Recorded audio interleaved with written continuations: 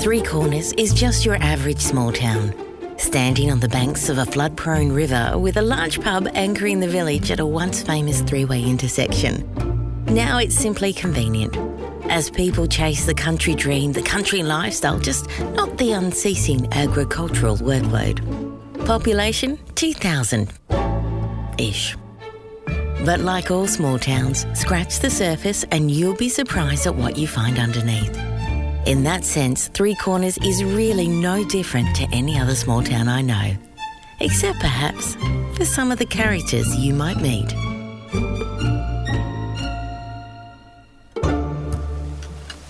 The keeper of lost and found things. Just by the community library in Three Corners, on the edge of the big park, was the keeper of lost and found things.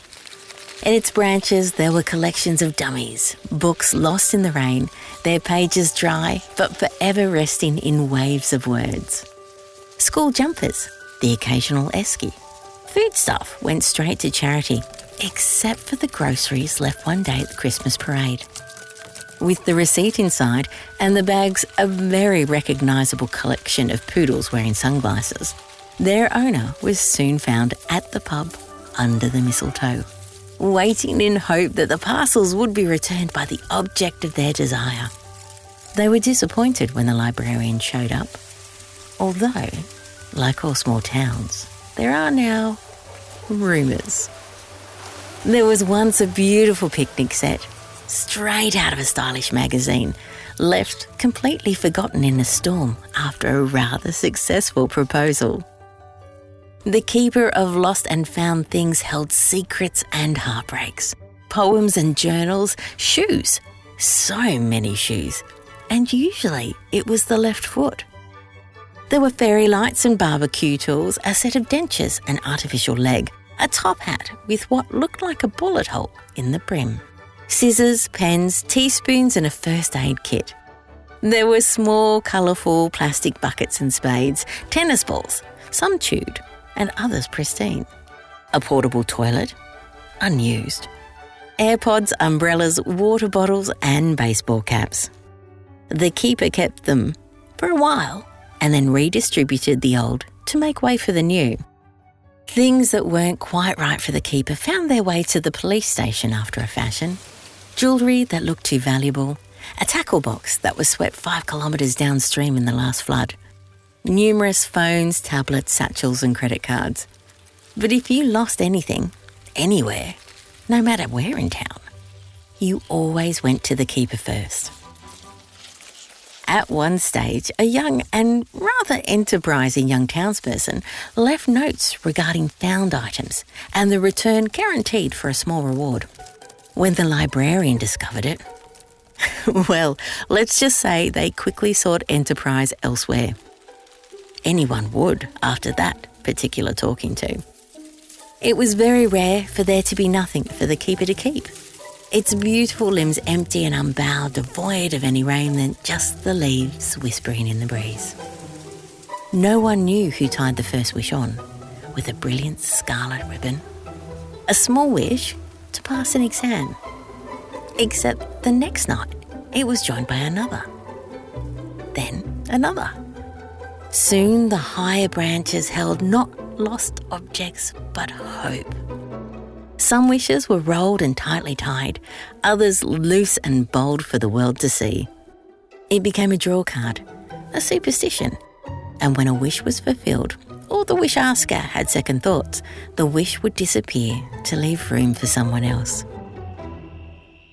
In the small dark hours of a cold and crispy morning, when the air held an absolute certainty of a frost and the steps of the night walkers had faded from the paths in the park, a shadow slunk slowly towards the tree. A long, lean arm held the wishes still, while the other held a microscopic torch to illuminate the words, of which there were many. There were wishes of love, laughter, success, of a holiday, a job promotion, the duck cake for their birthday, happiness for a son or daughter, best wishes for a best friend embarking on an adventure, the latest Pokemon, and ease with aesthetics. The shadow and light flitted from wish to wish, finally settling on one with a bright orange ribbon, before carefully unwinding it from the tree and disappearing into the dark. A week later, the wish was granted. It made the Three Corners paper. The results were feted across the valley, but no one came forward. No one claimed credit, no one knew who was responsible. And when all the fuss died down, another wish was discovered on the tree by the slender shadowed arm in torchlight, and yet another wish was granted.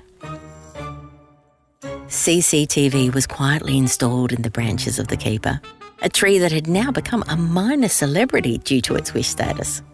And as the notoriety grew, the village of Three Corners came to understand that their small and humble wishes were being ripped down from the tree with no care, replaced by demands from strangers, and the branches became laden with commands or desperate entreaties.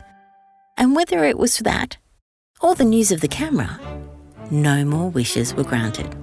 Not wishes from the tree, anyway. The wishes at the keeper had awoken a gentle soul in Three Corners, someone who now was able to see when things were needed, and if it was in their power, they helped. However, wherever and with whatever they could, with no one the wiser. Slowly the demands and commands withered. The ribbons rotted, the ridiculous fell away, and the camera stopped working in the branches of the keeper of lost and found things. It became a tree for the village again, and yes, the occasional wish did find its way to the branches, but never for anything more than what the kindness of the town could solve itself. From that dark night, from those simple wishes and hopes of Three Corners, a wonderful, silent, and anonymous gift of generosity had begun. All from the keeper of lost and found things. Today's episode of Three Corners was produced by our maestro, Postie, and featured the spelt-like tones of Jack. For more stories, head to talesfromthreecorners.com.au or subscribe to wherever you listen to your favourite podcasts.